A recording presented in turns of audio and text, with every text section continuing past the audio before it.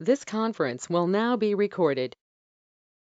चरक संहिता सूत्रस्थान अध्याय 17 श्लोक क्रमांक 94 हृदये क्लोम्नि यकृति प्लीहिनि कुक्षौ च वृक्कयोः नाभ्यां वंशनयोः वा अपि बस्तौ वा तीव्रवेदनाः दुष्टरक्त अतिमात्रत्वात् स वै शीघ्रं विदह्यते ततः शीघ्रविदाहित्वात् विद्रधि इत्यभिधीयते व्यवच्छेद आनाह शब्दस्फुरण सर्पणैः वातिकीं पैत्तिकीं तृष्णा दाह मोह मद ज्वरैः जृम्भा उत्क्लेश अरुचि स्तंभ शीतकैः श्लैष्मिकीं विदुः सर्वासु च महत्शूलं विद्रधीषु उपजायते शस्त्रास्त्रैः भिद्यत इव च उल्मुकैः इव दह्यते विद्रधि व्यम्लता याता वृश्चिकैः इव दश्यते तनु रुक्ष अरुणं शावं पेनिलं वातविद्रधि तीर माय कुलत्थोद सन्निभं पितृविद्रधि श्लैष्मिकी स्रवती श्वेतं पिच्छिलं बहलं बहु लक्षणं सर्वम् एतद् भजते सन्निपातकी।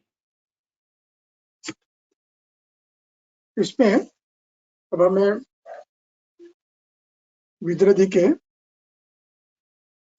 विषय में थोड़ा अधिक आगे जाना है।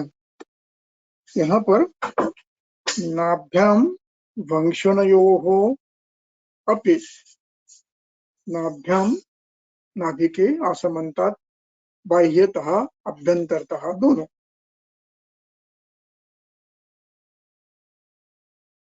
बस्तौ च दोनों वंशन में भी हो सकते हैं अभ्यंतरतः बाह्यतः तो प्रायः दक्षिणतः होने वाला अपेंडिसाइटिस नाम से पहचाना जाता है अभ्यंतर और वो प्रायः दिखता है वो भी विद्रधि है और दक्षिण वाम वंशन में कभी कभी एब्सेस बाह्यता भी होता है। इन सब का समावेश इसमें करना है। अब इसमें बस्तौ वा बस्ती में भी हो सकता है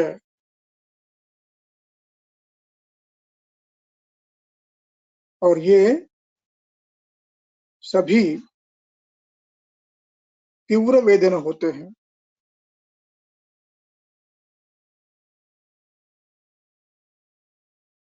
और विद्रधि की विशेषता यह है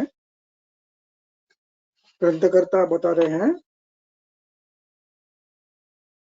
दुष्ट रक्तातिमात्रत्वात् यहाँ रक्त दुष्ट बलवान है रक्त दृष्टि बलवान है इसलिए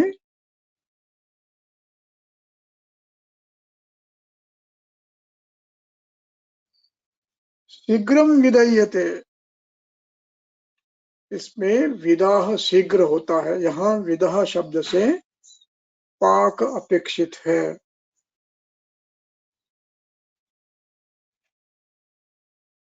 और इसीलिए उसको विद्रधि शब्द नाम दिया है। और इसमें अब जब विद्रधि होती है तो प्रायः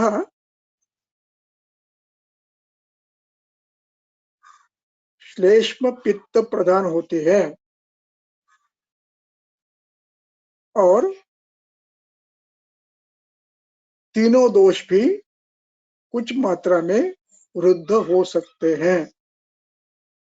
वृद्ध तीनों है पित्त वृद्धतर श्लेष्मा वृद्धतम अथवा श्लेष्मा वृद्ध पित्त वृद्धतम और वायु वृद्ध ऐसे भी हो सकता है और बलवान दोष के लक्षण अधिक प्रकट होते हैं और साथ में अन्य दोषों के लक्षण व्यक्त तो होते हैं तुलना बलवत्ता कम होती है। अब इस दोषों की गुणवत्ता के आधार पर, बलवत्ता के आधार पर लक्षण क्या होंगे? वातिक यदि बलवान है, तीनों दोष तो है ही वहां पर, लेकिन वायु यदि बलवान है तो उसमें विशिष्ट लक्षण आपको मिलेंगे। व्यधच्छेद, कोई भेद छेद कर रहा है, कोई काट रहा है,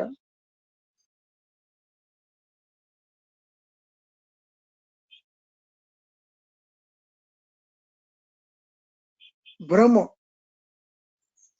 आनाह, क्या आनाह शब्द से अभिप्राय स्थानिक वर्ण में आनाह, फुगावट के अर्थ है।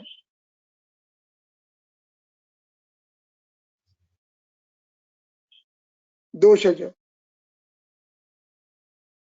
शब्द स्फुरण सर्पण ही, उसमें स्फुरण होता है और पिपीली का सर्पण जैसा भास भी होता है। अब यहाँ आनाह शब्द है, आनाह शब्द का अर्थ वहां पर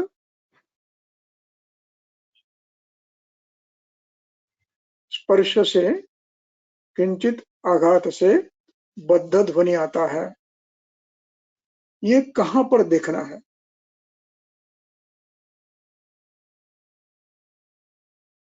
जब वृक्क में विद्रधि होती है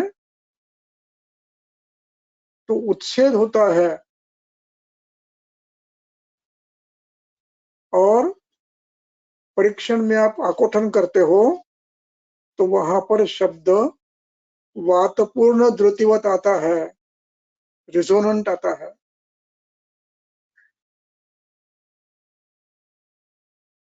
लगता है कुछ भी नहीं है, लेकिन उन्नति है वृक्क में, तो ऐसे भ्रम भी हो सकता है। और जहां अभ्यंतर इसमें है वहां पर आनाह उच्छेद आपको दिखता है और वो उस उच्छेद में भी डल साउंड आता है। ये विद्रधि जब यकृत में होती है तो साउंड आनाह होता है, डब बद्ध ध्वनि आता है, डल आता है। ये यदि फुफ्फुस में होती है तो भी कंसर्न एरिया में शब्द ध्वनि बद्ध आएगा,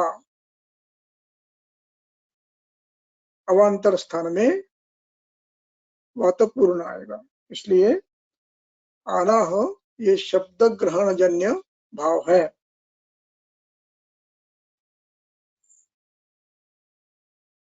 पूर्ण वेदना ये हुए। अब ये वातिक है, पैतिक है तो अब इसमें पित्त भी दुष्ट है, पित्त भी वृद्ध है, तो पैतिक में क्या होगा?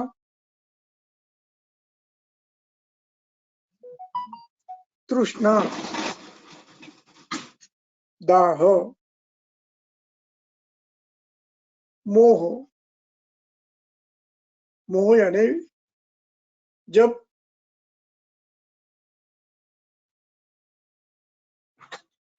मद और मूर्छा की अवस्था है तब ज्ञान में विभ्रम होता है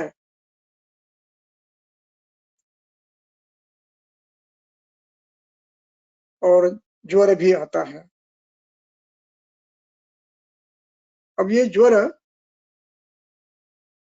की अभिव्यक्ति तीनों दोषों के साथ होने के कारण ये स्वरूप अपना भिन्न भिन्न बताता है। कभी मंद ज्वर होता है लगातार अवस्था रूप से, कभी शीतपूर्वक ज्वर एक दिन आ जाता है, कभी साधारण ज्वर नित्य आता है, कभी तीव्र ज्वर नित्य आता है। आजकल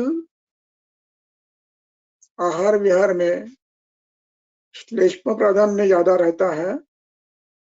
चावल, दूध, फ्रूट्स और व्यायाम, परिणामतः ये ज्वर शीतपूर्व होता है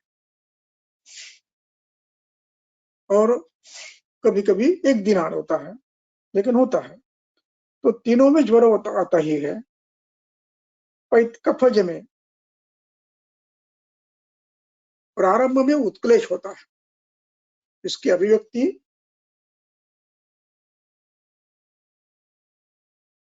विद्युत रूप में होने के पहले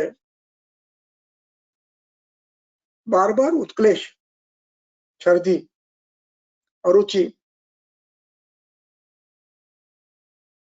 ठंडी, ये उसके लक्षण, श्लेष्मा के लक्षण पहले व्यक्त होते हैं और कुछ दिनों के बाद फिर ये विद्रधि अपनी अभिव्यक्ति करती है। अब अभिव्यक्ति के समय, विद्रधि के समय शायद ये लक्षण आपको न दिखे, लेकिन इसके पूर्व लगातार कुछ दिनों तक ये लक्षण हो गए थे, ऐसे भी कहने वाले रुग्ण मिलते हैं। और फिर अचानक 8 दिन के बाद, 15 दिन के बाद कहीं ना कहीं शोथ प्रारंभ हुआ है और विद्रधि हुआ है, ऐसे ध्यान में आता है। इसलिए ये लक्षण अभिव्यक्ति के समय हो गए इसकी गारंटी नहीं है, पूर्व में हो सकती है। और जब यदि बलवान दोष है तो आगे भी जाकर अभिव्यक्ति वो कर सकते हैं। तो ये श्लेष्मिक है। इसलिए रोगी का इतिहास में सद्यो इतिहास के साथ गत 15-20 दिन, महीना इनका भी इतिहास लेना जरूरी है, क्योंकि श्लेष्मोत्केश पहले ही प्रारंभ हो चुका है, उसके वो लक्षण है। ये विद्रधि के लक्षण नहीं है, ये लक्षण विद्रधि के नहीं है, ये श्लेष्मोत्केश के लक्षण है। तो ये सभी लक्षण जो है ये अपने दोषों के होने के कारण ये विद्रधि होने के पूर्व कई दिनों तक अनुभूत हो सकते हैं।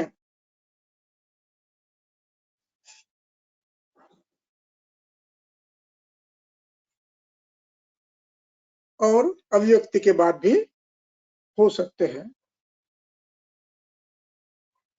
अब अरुचि बात स्तंभ शीतक ही। अब यहाँ पर जहां पर ये व्याधि हुआ है वहां पर स्तंभ का अनुभव, कटिस्तंभ, श्वास वेग में गति कम होना, श्वास में कष्ट होना और स्नायु में स्तब्धता आना, ऐसे लक्षण अभिव्यक्त हो सकते हैं।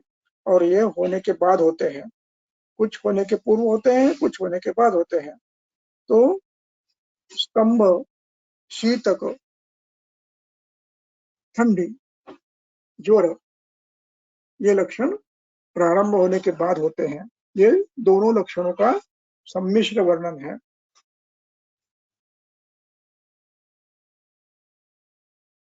और सर्वासु च महत् शूलम विद्रधीषु उपजायते, सभी विद्रधि में शूल बलवान होता है। अब यहाँ तीनों दोष होने के कारण ये प्रायः सभी लक्षण सन्निपातिक होते हैं। और ये तीनों लक्षण सन्निपात ये आंशिक हो सकता है, सर्व संपूर्ण लक्षणों का नहीं होता। इस अध्याय का अधिकरण दोषों की क्षय वृद्धि बताना ये था। दोष धातु, ओज, इनके क्षय वृद्धि के वर्णन का यह अध्याय है। दोषों के प्रकोप कैसे होता है, गति कैसी होती है, इसका यह अध्याय है। ये चिकित्सा का अध्याय नहीं है, इसलिए चिकित्सा नहीं बताई यहाँ पर, चिकित्सा को छोड़ दिया है।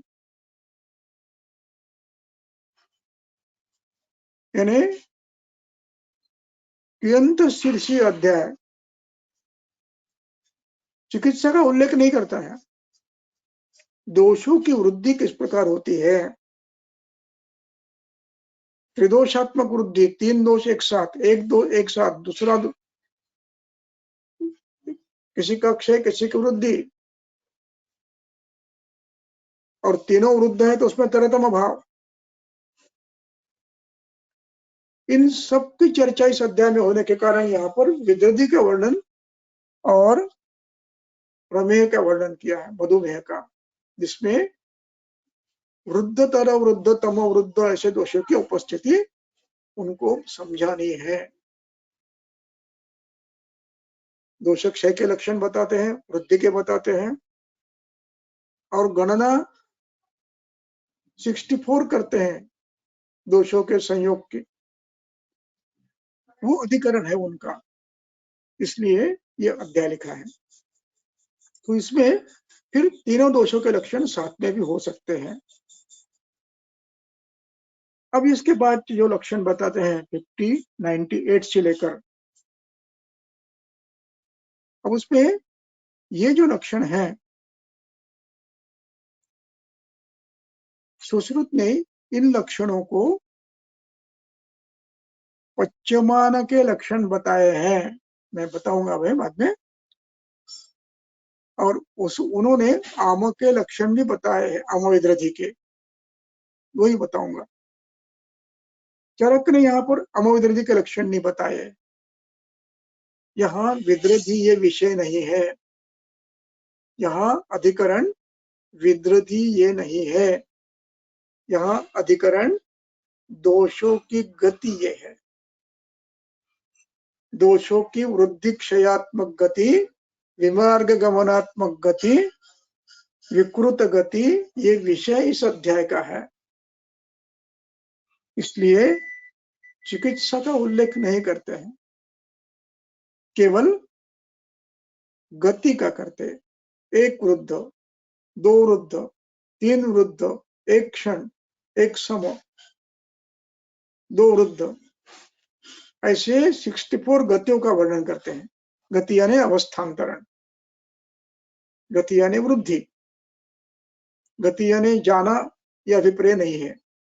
गति शब्द में सभी आते हैं,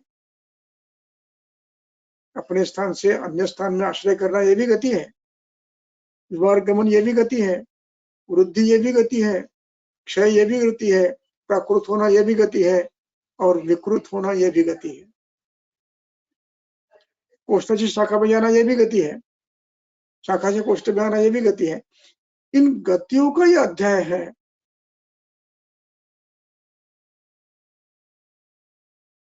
ये व्याधि का अध्याय नहीं है, इसलिए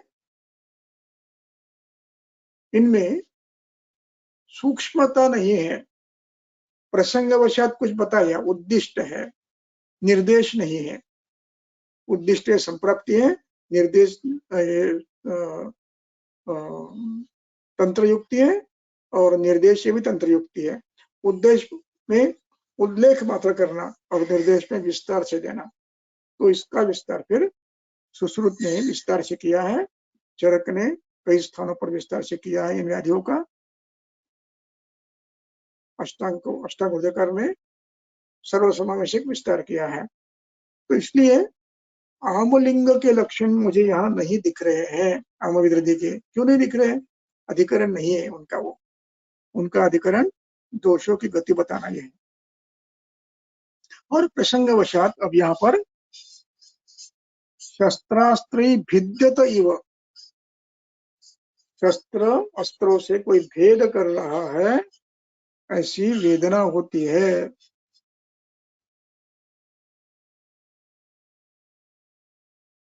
उल्बुकैव दह्यते।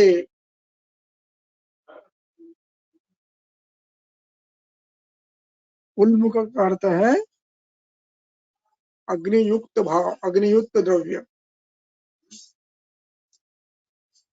इनसे कोई दाह कर रहा है और जब विद्रधि पाक प्रारंभ हो रहा है तब ये लक्षण होते हैं। उसके साथ वृश्चिक इव दस्यते, बिच्छू काट रहा है ऐसी वेदना होती है, शस्त्र के आघात के समान। दाह, कोई अग्नियुक्त वस्तु दाह कर रही है और वृश्चिक दंश हो रहा है।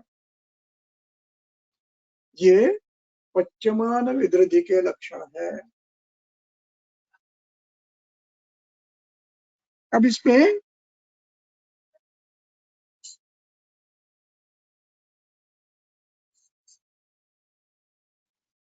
विद्रधि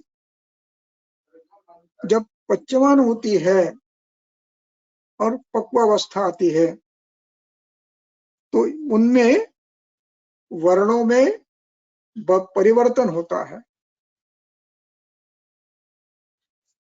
तो वो उसका वर्णन यहाँ पर ग्रंथकार कर रहे हैं।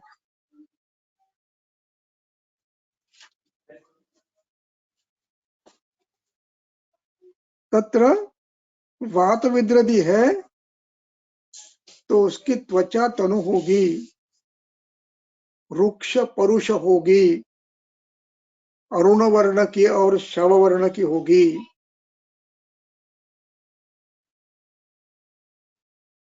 और फेनिल ये शब्द यहाँ आया है, ये उसके श्राव का वर्णन है जो पक्व के बाद आपको दिखेगा, श्राव के बाद दिखेगा। और पित्त विद्रधि है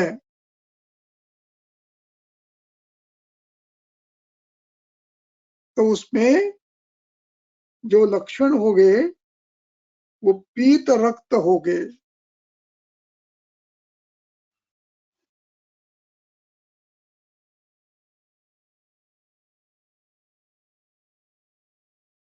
पीत रक्तो पित्त शोफो, सुश्रुत ने उसको वर्णन कर किया है। सुश्रुत ने 17वें अध्याय में, उसका ये भी अध्याय 17 है, वो भी अध्याय उसमें भी 17 है, तो उसमें इसका वर्ण दिया है पित्त शोफो पीतो रक्तो वा, स्पर्श मृदु होता है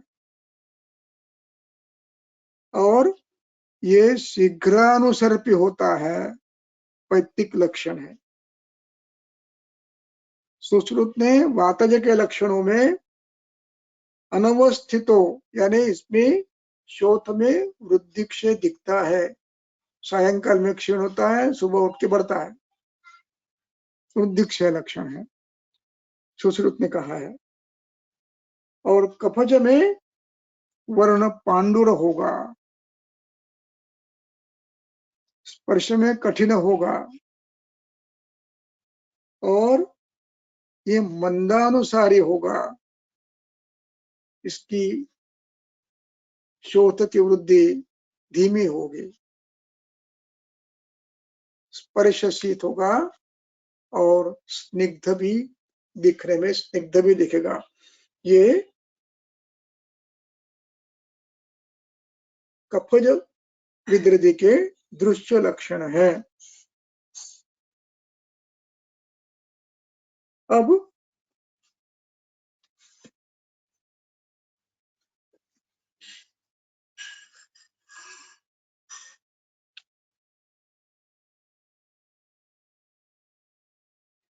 सुश्रुत ने बताए हुए आम लक्षण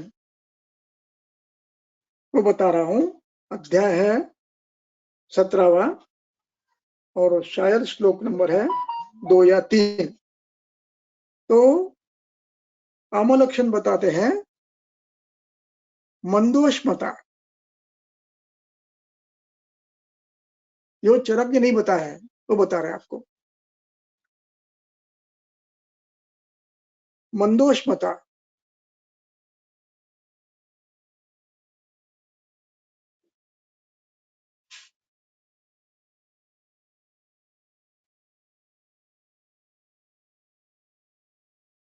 अगला श्लोक, 5वां श्लोक। सुश्रुत संहिता सूत्रस्थान अध्याय 17 श्लोक क्रमांक 5 तत्र मंदोष्मता त्वक सवर्णता शीतशोफता स्थैर्यं मंदवेदना अल्पशोफता च आमलक्षणम् उद्दिष्टम् शुचिभिः इव निस्त्यते आम लक्षण है। चिकित्सक को यदि खुद को करना है इसमें चिकित्सा तो भी और नहीं करनी है तो भी अवस्था का ज्ञान होना चाहिए। इसमें उष्मा तो रहेगा लेकिन मंद रहेगा, तुलना से अधिक रहेगा, सामान्य त्वचा से तुलना से अधिक रहेगा, लेकिन पित्त से कम रहेगा। तो ये विदग्धावस्था से कम रहेगा। तो मंदोष्मता, और दिखने में प्रारंभ में त्वचा में कोई उतना परिवर्तन नहीं दिखेगा। सवर्णता, शुरू में जब विदायमान होता है तो वर्ण बदलने लगता है। शीत शोफता, शोफ भी शीत होगा और इसमें फ्लक्चुएशन नहीं होगा, स्थिर होगा। वेदना मंद होगी, शोफ थोड़ा सा होगा। ये आमलक्षण उद्दिष्टम, और इसमें फिर वेदना होती है, सूची वेदना, शस्त्र वेदना वगैरह वगैरह होती है। और जब इसमें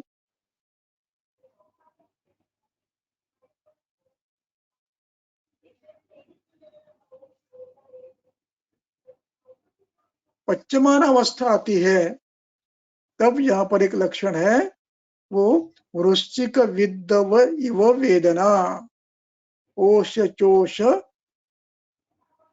अग्निक्षाराभ्याम दह्यते इव, अग्नि से क्षार से कोई ये कर रहा है ऐसी वेदना, ओष चोष और वृश्चिक दंशवत। और इसमें एक लक्षण बड़ा अच्छा दिया है, स्थान शयन आसनेषु न शांतिमुपेति। जगह बदलता है, आसन बदलता है, सो के देखता है, बैठ के देखता है, कोई परिवर्तन नहीं आता है। ये पच्यमान का लक्षण है, न शांतिमुपेति। आत्मात बस्तिरिव, और ये जब परिपक्व होता है तो मूत्र युक्त अधमात बस्ती के जैसा शब्द उत्पन्न होता है और फ्लक्चुएशन होता है, शोफ भवति। तो ये अधमात शब्द और बस्तिवत और फ्लक्चुएशन ये होता है। अब इसके बाद ज्वरदाह विपाशा लक्षण भी उन्होंने बताए हैं। अब पच्यमान लक्षण सुश्रुत बता रहे हैं, जो विस्तार से बताते हैं। एक,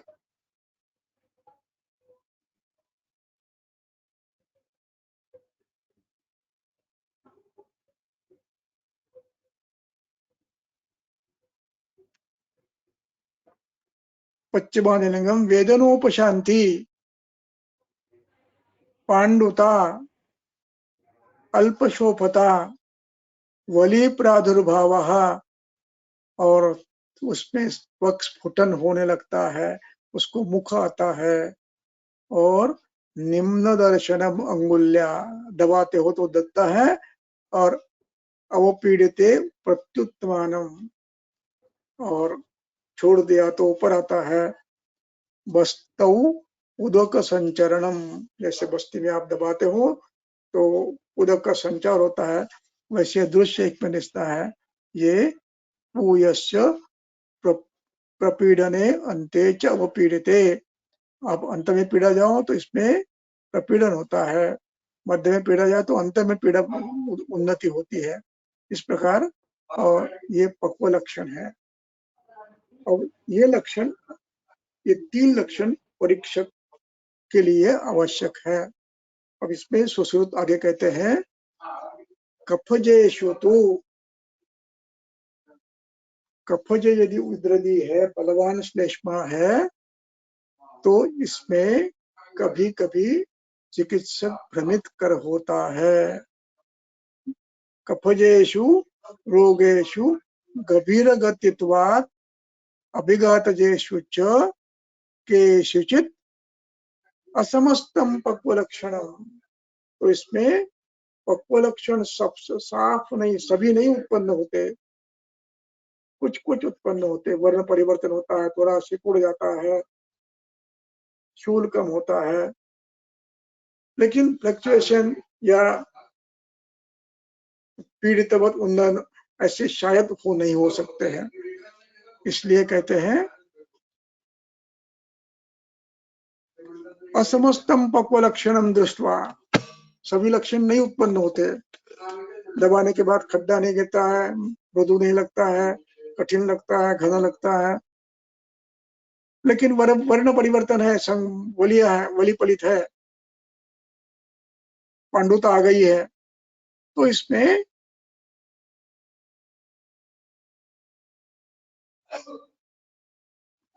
अपक्व केचित असमस्त, केचित, केचित का तो आधा है और असमस्त शब्द अलग निकालना है।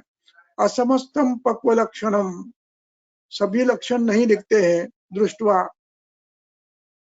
ये देखकर, ये पक्व लक्षण नहीं है, ये देखकर, दृष्टवा ये मानतव्य है। अपक्वम, पक्वम अपक्वम इति मन्यमानो, पक्व है लेकिन वो मानता है ये अपक्व है। मन्यमान, मन्यमान ये वकार है, प्रेजेंट कंटिन्यूअस टेंस है। विषम मोह उपेति, चिकित्सक को मोह उत्पन्न होता है, और ऐसे मोह उत्पन्न होने के बाद वो इसमें क्या करना है समझ में नहीं आता है। लक्षण होते हैं सवर्णता, शीतशोफता, स्थैर्य, अल्परुजा, अश्मवोद्घन, ये लक्षण दिखते हैं। और कुछ लक्षण ऐसे दिखते हैं कि जो पक्व के हैं, और इसमें यदि गलती कर जाते हैं तो ये अगला श्लोक, ये पक्व ग्रंथि, पक्व विद्रधि, फिर स्नायु, धातु, इनको पक्व करने लगता है।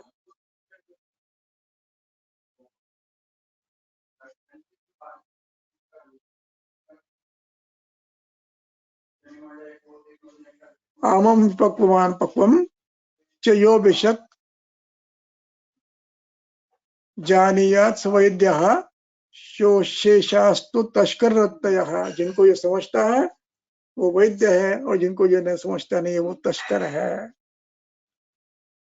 अब इसके बाद का श्लोक एक है कि यदि इसमें आप गलती कर बैठे तो वो इस स्नायु का पाक करता है, धातु का पाक करता है। पचति शोणितमेव, धातु और स्नायु का पाक करने लगता है, इसलिए इसकी ओर ध्यान देना पड़ेगा आपको, पक्वा पक्वा के ऊपर। अब यहाँ पर ये श्लोक आया है, इसको इस पर भाष्य में बाद में करूंगा, अभी फिलहाल इसको बंद करके रखो, इस पर मुझे बोलना है, अंत में बोलूंगा मैं इस पर। तो अब हम आएंगे फिर अपने मूल चरक पे। तो ये पक्व होने के बाद उसके लक्षण मिलते हैं आपको। अब ये बाह्य विद्रति पक्वा पक्वा आप समझ पाओगे, अभ्यंतर विद्रति पक्वा पक्वा समझना ये बड़ा कठिन काम है। लेकिन चिकित्सक ऐसे पेशेंट बार बार देखने से उनमें होने वाला परिवर्तन शीघ्र समझ सकता है। और आजकल एक्सरे, सोनोग्राफी, इन सब के साधनों के कारण आपको ये कष्ट नहीं पड़ते हैं, आपको रिपोर्ट हाथ में आता है।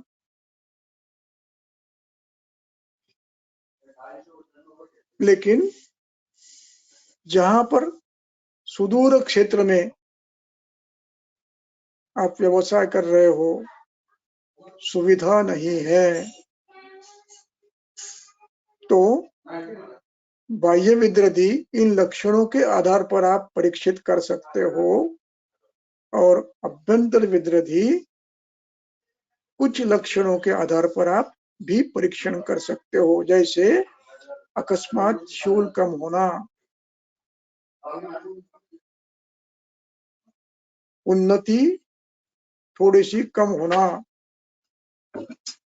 वली पलित उत्पन्न होना और लक्षणों की मंदता। किंतु इस अवस्था में रोगी का दर्शन, जिसको आप प्रभा कहो, प्रभा नहीं कहेंगे, छाया भी नहीं कहेंगे, दर्शन ही कहेंगे, ये टॉक्सिक लुक होता है। ये टॉक्सिक लुक, इसके लिए आयुर्वेद में शब्द क्या देना, ये अभी मुझे ध्यान में नहीं आया है, कोई शब्द नहीं मिला, लेकिन पूर्वोत्पत्ति हुई है, भूतानुबंध हुआ है, मंद ज्वर, अरुचि, पांडुता, मंद ज्वर, अरुचि, पांडुता, अस्वस्थता और टॉक्सिक लुक, ये लक्षण आपको दिखते हैं। और इसमें साथ में पल्स फीबल फास्ट होती है। इनके आधार पर आप इसको समझ सकते हैं, सर्जिकल इंटरफेरेंस करना है या नहीं, इस आधार पर समझ सकते हो। इसलिए ऐसे जितने अधिक पेशेंट देखने को मिलेंगे, उतने प्रयास करने से ये ज्ञान बढ़ता है। इसलिए अभ्यंतर विद्रदी में भी आपको यदि कुछ अवस्था ऐसी है तो एक्सपर्ट ओपिनियन लेने के लिए इतना ज्ञान साथ में होना चाहिए, जिसके आधार पर आप एक्सपर्ट ओपिनियन ले सकते हो। और ये नहीं कर सकते, निग्लेक्ट नहीं होगा, नहीं तो कभी कभी उसमें ध्यान में नहीं आया और वैसे रहेगा। और मैं ये इसलिए बता रहा हूं कि ये मैंने प्रत्यक्ष अनुभव किया है। मैंने पिछली बार एक बताया था आपको उदाहरण, कि मैं कह रहा हूं ये विद्रदी है, सर्जन कह रहा है विद्रदी नहीं है। फिर मैंने उसको, जब ये पक्व होने लगा, टेम्परेचर कम हुआ लेकिन मंद रुझा, मंद ज्वर, अरुचि, पांडुता, ये देखकर मैंने उसको, और आघात में होने वाले परिवर्तन, शब्द में अनाह में होने वाला परिवर्तन, ये देखकर मैंने उसको जे हॉस्पिटल में भेजा, सेंट जॉर्जेस में, और उसका ये करके पस निकाला, ये लिवर में से यकृत विद्रदी थी। तो ये लुक से भी आप समझ सकते हो। मैं शुरू से उसको 2 बार उसको मैंने एक्सपर्ट ओपिनियन लिया, 2 बार, लेकिन दोनों बार उन्होंने ये कहा कि विद्रदी नहीं है। मैं कह रहा हूं विद्रदी है।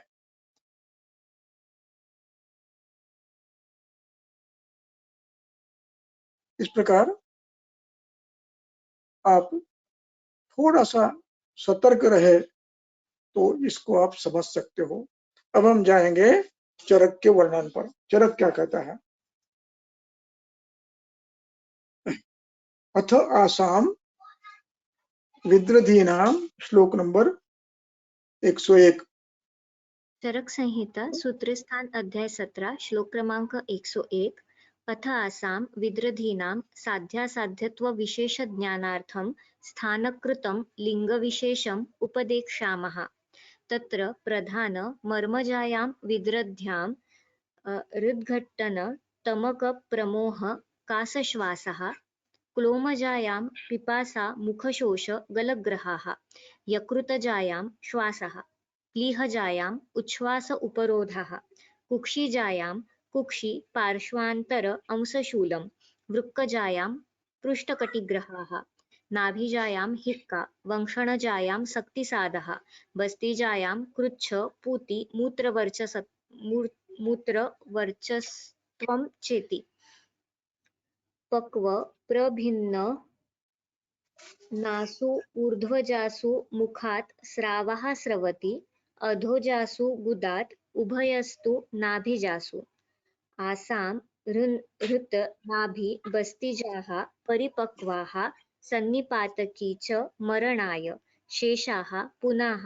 कुशलम् आशु प्रतिकारिणं चिकित्सकम् आसाद्य उपशाम्यन्ति तस्मात् अचिरोत्थितां विद्रधिं शस्त्र सर्पवित् विद्युत् अग्नितुल्यां स्नेहविरेचनैः आशु आशु एव एव उपक्रमे। सर्वशो उल्मवत् चेति। अब हम एक एक सूत्र का अर्थ देखेंगे।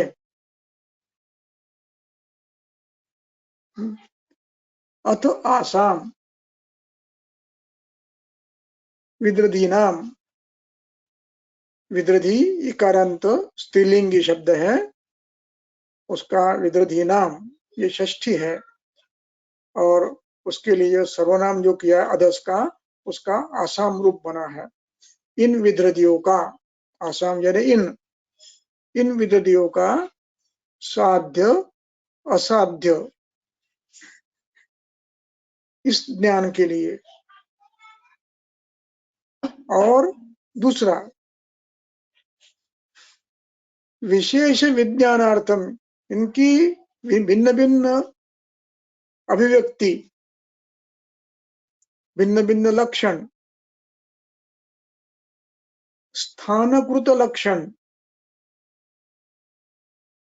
स्थानिनम प्रतिकृत्य होने वाले लक्षण, स्थानानुरूप लिंग, इसलिए बता रहे हैं हम। और ये लक्षण सभी बड़े महत्व के हैं। चिकित्सा में इसका उपयोग प्रतिक्षण होता है और ये चिकित्सक अनुभव कर सकता है।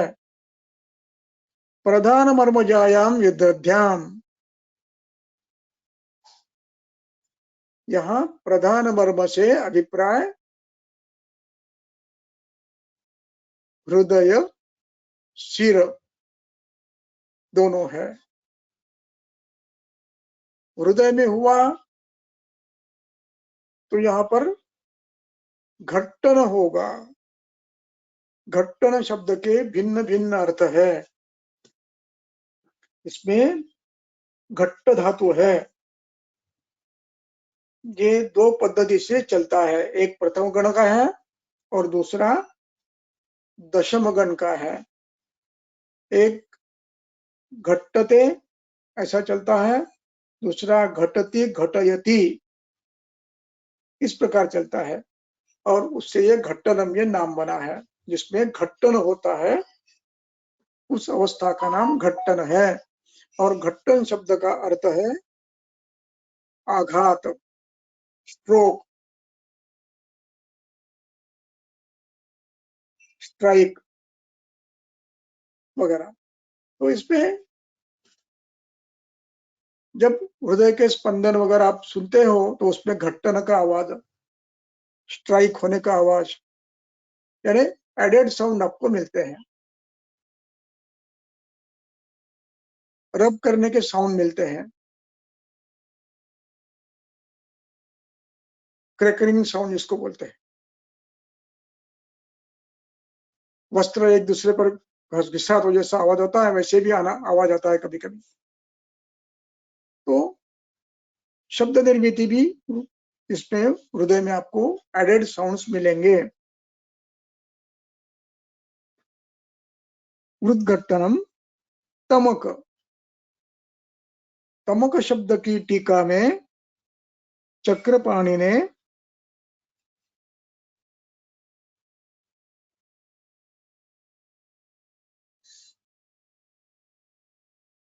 कुछ नहीं दिया है, सन्निपति नहीं दिया है। तो यहाँ तमक शब्द से अभिप्राय क्या है?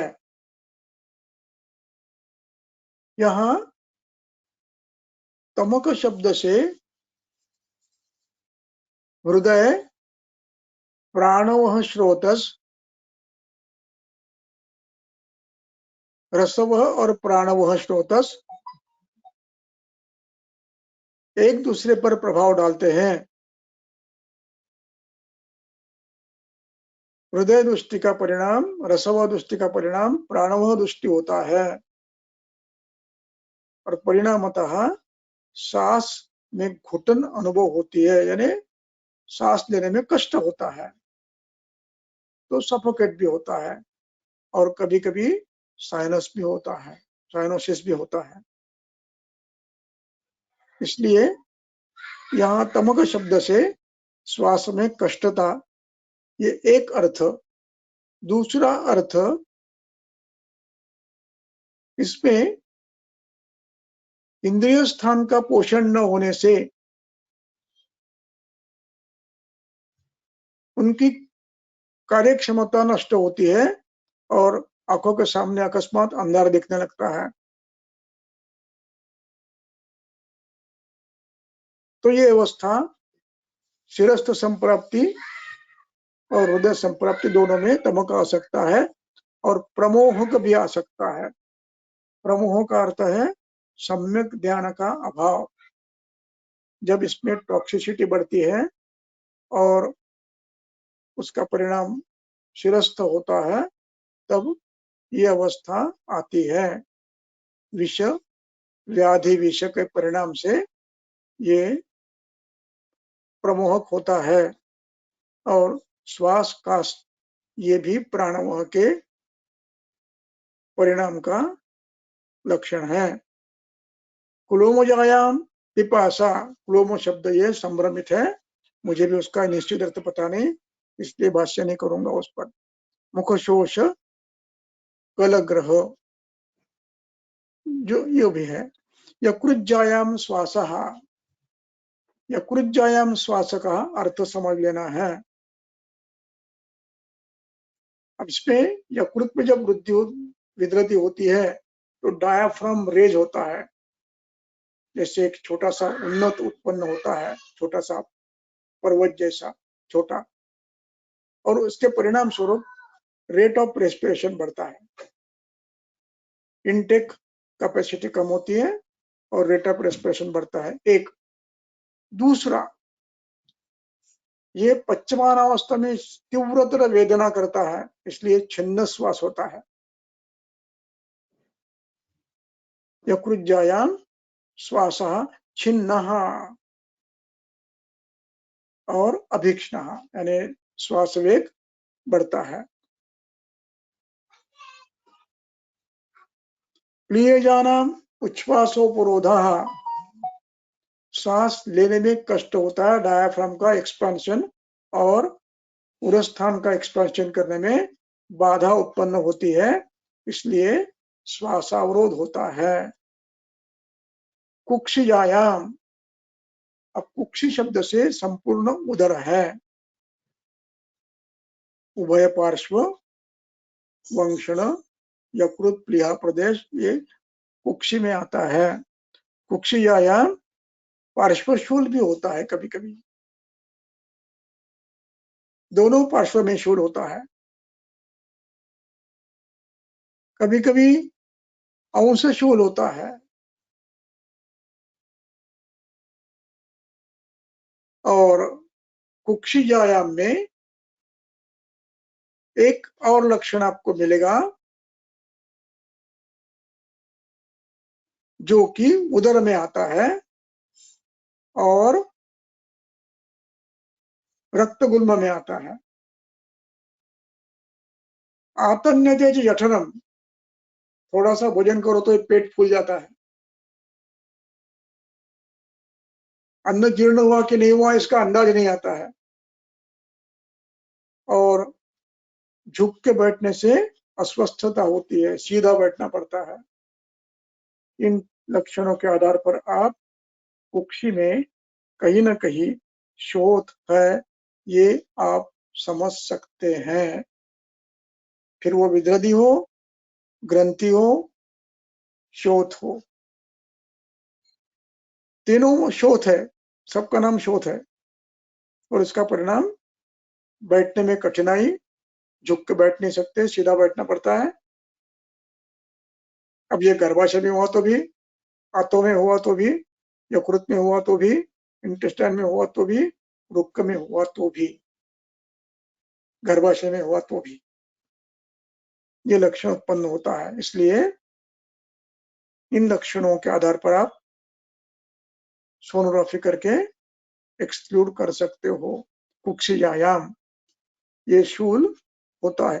वृक्कजायाम पृष्ठग्रह कटिग्रह, अन्य लक्षण भी उत्पन्न हो गए, स्थानानुरूप लिंग भी हो गए, स्पर्शासहत्व, वैवर्ण्य, उष्मा, फ्लक्चुएशन, ये भी हो गए। लेकिन ये लक्षण प्रमुख है कि जो आपको बिना परीक्षा के भी दिखेंगे। कौन से? कटी जकड़ गई है, पृष्ठ कटी जकड़ गई है, और ये यदि सामान्य उपचार से ठीक हो, इस पे परीक्षण करना चाहिए, ब्लाइंडली नहीं करना चाहिए। कोई कहता है पृष्ठ कटिग्रह है तो पूरा परीक्षण करो, और ये परीक्षण के बाद आपके ध्यान में आएगा कि कहीं ना कहीं प्रॉब्लम है, और आप फिर आगे परीक्षा, आगे आप व्यवस्था कर सकते हो। इसलिए ये परीक्षण अनिवार्य है। नाभियायाम हिक्का, यदि पेट में हुआ नाभि के समानता तो हिक्का प्रारंभ होती है। वंशनजायाम, शक्तियों में वेदना होती है, थकावट आती है, गल जाती है। बस्तिजायाम, देखिए बस्तिजायाम के लक्षण कैसे हैं?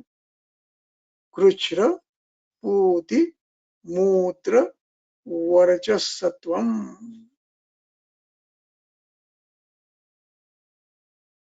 अब इसमें ये लक्षण जो है ये कब पैदा होते हैं? ये पक्वावस्था आई है, आपके ध्यान में आई नहीं है, और परिणामतः इस पक्वा पूय ने अपना मार्ग नीचे नीचे नीचे ले गया। स्नायु खाया, धातु खाए, और पक्वाशय में भी छेद कर दिया। अब पुरीश मूत्र में आता है, मूत्रवह में आता है, और उसमें पूति मूत्र वर्चस्वम, ये बड़ी अग्रिम अवस्था है।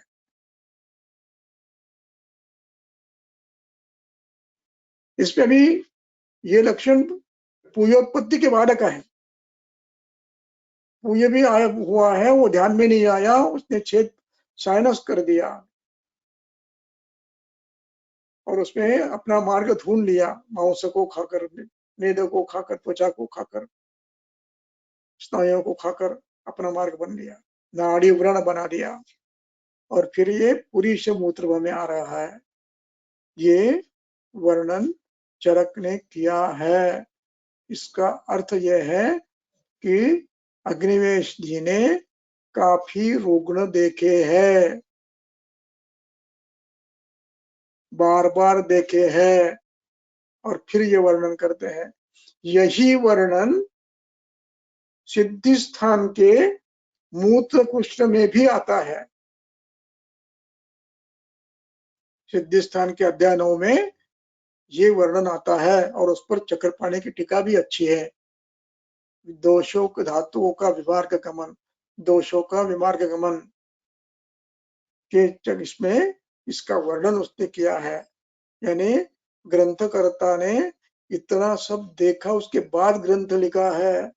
ये सपने में देखकर ग्रंथ नहीं लिखा है, ध्यान चक्षुषा नहीं लिखा है, ज्ञान चक्षुषा लिखा है। तो ये लक्षण उत्पन्न होते हैं। और अब इसके बाद चेती, ये लक्षण उत्पन्न होते हैं। अब पक्व होने के बाद, अब यहाँ जो च शब्द आया है वो इसीलिए आया है कि जो पक्वावस्था बता रहे हैं, बस्ती में च शब्द आया है वो तंत्र युक्ति है, समुच्चय तंत्र युक्ति है। अब पक्व भिन्नासु, पक्व और भिन्न दो अवस्था है। सुश्रुत ने इसका वर्णन किया है, बड़ा अच्छा किया है। वे कहते हैं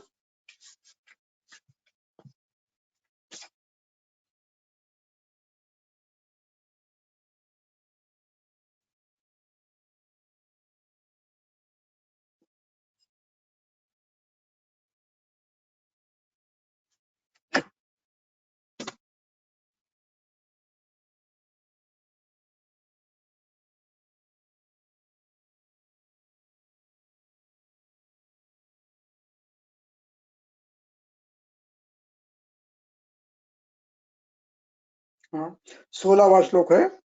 देखिए मैं पढ़ता हूँ, हो सके तो बताओ, नहीं तो मैं पढ़ता हूँ। तो 16वां श्लोक है, पक्वः पूयः अपि अनिश्रुतः, पक्वः पूयः अपि अनिश्रुतः मांस शिरा स्नायुंच खादति। अब ये अपना रास्ता ढूंढता है। यदि आपने समय पर उसको चिकित्सा नहीं की और पक्व होने दिया और पक्व हो गया तो ये अपना रास्ता ढूंढता है। और क्या होता है, अब मूल श्लोक पर आओ, चरक के अपने मूल श्लोक पर आओ।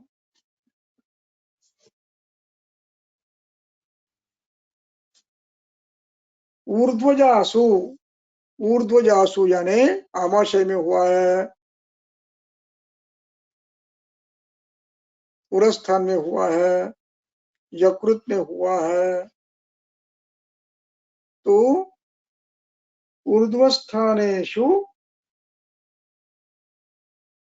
ऊर्ध्वजासु मुखात् श्रावः भवति, ये नाड़ी व्रण बनाकर पूय मुख से आता है।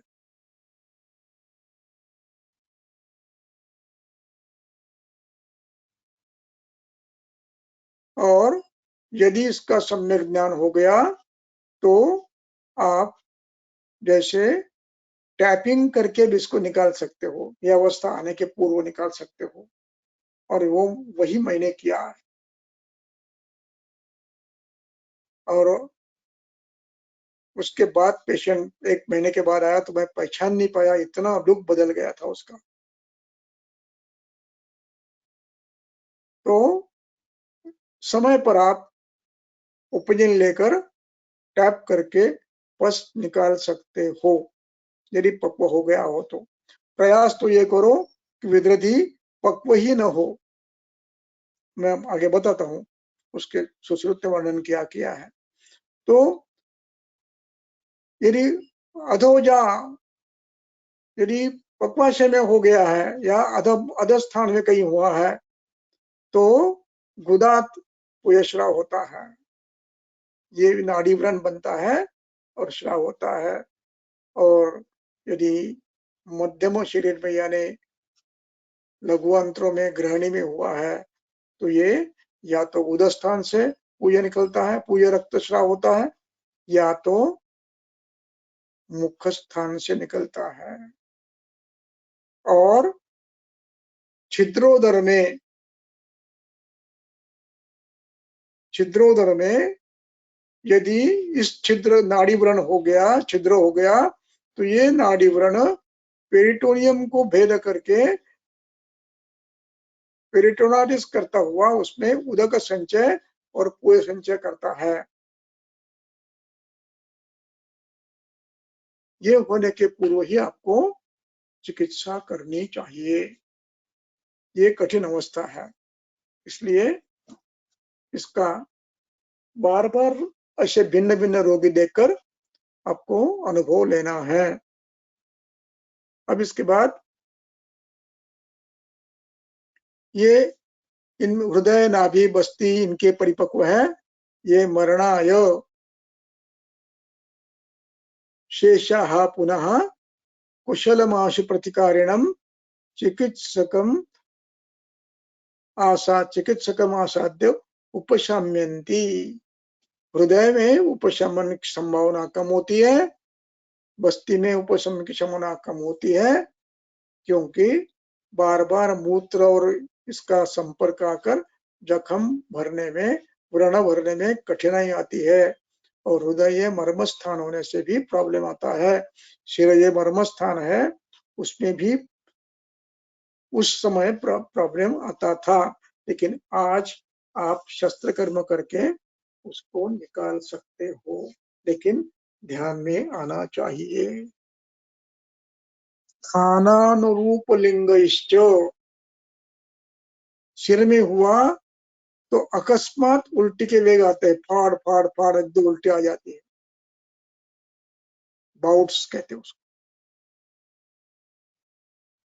दृष्टि में विभ्रम होता है, दो दो दिखने लगता है, डिप्लोपिया होता है।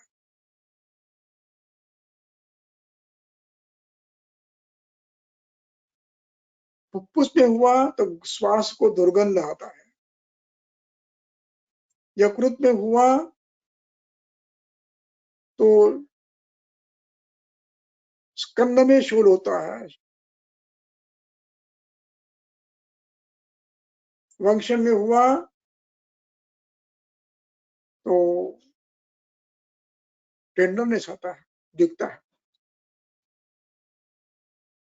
इस प्रकार अब ये अवस्थाएं चिकित्सक को बार बार देखने से ही ध्यान में आती है, इसलिए इन सबको देखना है। अब ये हुआ वर्णन इनका, अब इन पे चिकित्सा का सूत्रपात किया है। सूत्रपात किया है, क्या किया है? तस्मात् अचिरोत्थाम विदृधिम शस्त्रविद,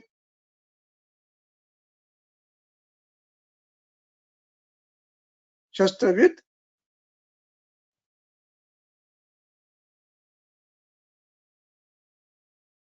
शस्त्र सर्प विद्युत अग्नितुल्याम।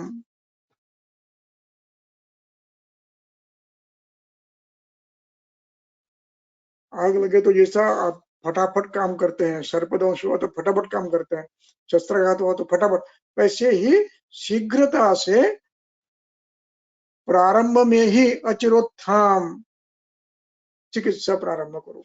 अब चिकित्सा प्रारंभ करो का अर्थ यहाँ पर ये दिया उन्होंने कि स्नेह विरेचन, विरेचनेन आशैव उपक्रमे सर्वशो गुल्मवच्च। स्नेहन करो, विरेचन करो और उपक्रम करो। अब ये अभिप्राय इसका है कि स्नेहन विरेचन वमन की अवस्था प्राप्त कराना और करा देना, उसके लिए उन्होंने क्रम दिया है चिकित्सा का। वो क्रम है चिकित्सा, सुश्रुत चिकित्सा 17-19, श्लोक नंबर 19।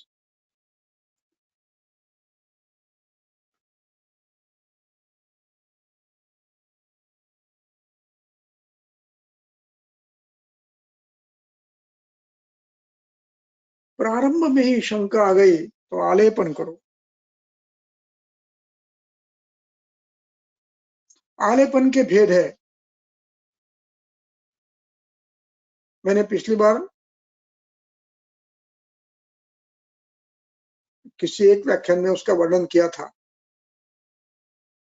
मुझे लगता है शूल प्रशमन ऐसा कुछ इसमें मैंने कहीं किया होगा, अभी मुझे याद नहीं आ रहा है। तो आलेपन करो और विमलापन करो। विमलापनम कुर्यात, द्वितीयम अवसेचनम कुर्यात। पहले विमलापन करो, फिर अवसेचन करो, फिर उपनाह करो और पाटन क्रिया करो। पंचमम शोधनम, षष्ठम रोपणम। सप्तमम मैकृतापहम। तो आदौ विमलापनम कुर्यात, पहले विमलापन करो और उसके लिए दोष शमन के लिए उपनाह बताए हैं। ये उपनाह के परिणाम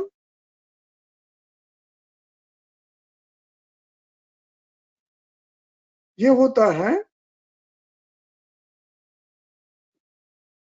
कि या तो दोष कम हो जाते हैं, जीर्ण हो जाते हैं, और यदि बलवान है तो पक्व हो जाता है। इसलिए उसका उपयोग वहां पर करना चाहिए। मैं वो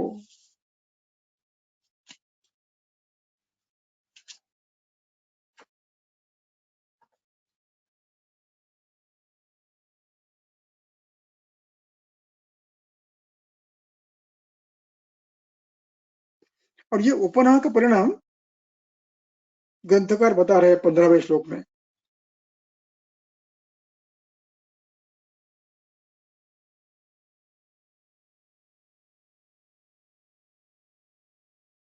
आलेपनम विश्रावणम शोहा, पढ़ो।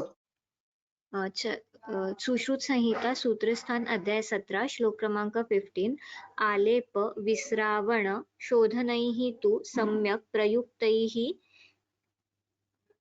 आदि नोपशाम्येत पचेत् शीघ्रं समम् अल्पमूलाः सपिण्डितः च उपरि च उन्नताः स्यात्। तो आलेपन का दो लाभ है। आलेपन से उपनाह करें आलेपन का, पहले मैंने आलेपन करने के लिए कहा, तो वो आलेपन पहले करना है। तो आलेपन के भेद है, वो दोषानुसार लक्षण के अनुसार वो बदलते हैं। तो उसका वर्णन अगले अध्याय में है, यानी ये 17 है, 18 में वर्णन, पहले 3 सूत्र में वो वर्णन है। तो आलेपन करो, विश्रावण करो, शोधन करो, इनसे यदि वो शांत नहीं होते हैं तो यदि पकते भी हैं तो क्या होता है, अल्पमूल होते हैं।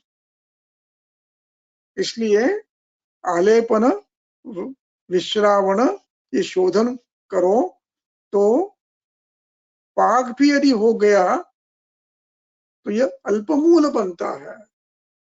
अन्यथा स्वयं यदि आप कुछ भी नहीं करते हो तो ये महत्वमूल हो जाता है, बड़ा मूल होता है, व्याप्त होता है।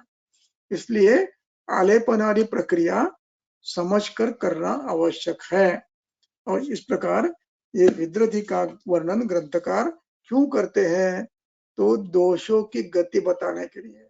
अब यहाँ पर पक्व हुए तो वो स्वयं रास्ता ढूंढते हैं, धातुपाक करते करते या तो ऊर्ध्व मार्ग से बाहर पड़ते हैं, या तो अधो मार्ग से बाहर पड़ते हैं, या तो तिर्यक मार्ग करते बाहर पड़ते हैं। ये इनका अधिकरण था इस अध्याय में, इसलिए विद्रधि बताया। विद्रधि चिकित्सा या अधिकरण नहीं है इनका यहाँ पर, अन्यथा विद्रधि की विस्तार से चिकित्सा बताते थे। अधिकरण दोषों की गति का है, इसलिए आधार लिया है शिरोरोग का, हृदय रोग का, प्रमेह का और ग्रंथि का। इस प्रकार यहाँ पर रुकते हैं। आज बहुत ज्यादा बोल गया मैं, क्षमा प्रार्थी हूँ, क्योंकि आज इतना कहने का था ही और फिर रुकना था, क्योंकि ये टुकड़े टुकड़े में अच्छा नहीं लगता है। एक बार बता दिया, समाप्त हो गया। अब अगला विषय अगले व्याख्यान में। यहाँ कुछ ये प्रश्न है तो आप पूछ सकते हो। सर एक प्रश्न है, यहाँ पर बोला। जो स्नेह विरेचन शब्द आया है जैसे की चिकित्सा में, तो यहाँ स्नेहन का मतलब जैसे शोधन के पूर्व प्रॉपर स्नेहपान किया जाता है, वैसा है क्या?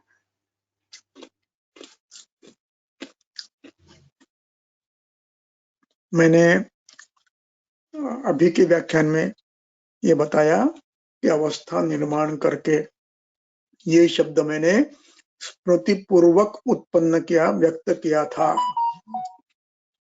स्मृति पूर्वक मैंने ये व्यक्त शब्द उच्चार किया था। अवस्था निर्माण करते हुए पहले सत्य वमन करा लो, बलवान है तो सत्य वमन करो, कुछ नहीं, भोजन करवाओ, दही चावल खोलो खिलवाओ और मदन फल दे दो थोड़ा सा, एक उल्टी करवा लो, 2 दिन एक उल्टी करवाने के बाद अब अपनी चिकित्सा शुरू करो। फिर स्नेहन देकर विरेचन करवा सकते हो आप। फिर 2 दिन स्नेहन करो, विरेचन दो, एक दिन थोड़ा सा अग्नि बढ़ाओ, फिर 2 दिन स्नेहन करो। स्नेहन भी ज्यादा नहीं करना, यहाँ पर केवल बलाधान के लिए करना है। और ये ऐसा स्नेह देना है जो कि वैरेचनिक स्नेह है, जो स्वयं विरेचन करने वाला, जो विसर्पण में उपयोग होता है, उसका प्रयोग करना है। एरंड का प्रयोग करना है, यहाँ स्नेहन करने के स्थान पर एरंड स्नेह का प्रयोग करना है। जिनको स्नेहन नहीं करना है, समय नहीं है, आप स्नेह वैरेचनिक स्नेह दे दो, एरंड स्नेह दे दो, सिद्ध एरंड कल्प, एरंड स्नेह का कल्प दे दो। तो ग्रंथकर्ता कहते हैं कि जहाँ स्नेहन नहीं हुआ है वहां आप स्नेह से विरेचन करो, यहाँ आपको स्नेहन करना ही नहीं है, आप स्नेह विरेचन देना है। एक वमन करवा लो और दूसरे दिन स्नेह विरेचन दे दो। इस प्रकार आप विरेचन कर सकते हो। दूसरा, धन्यवाद सर। एक ही क्वेश्चन था आज।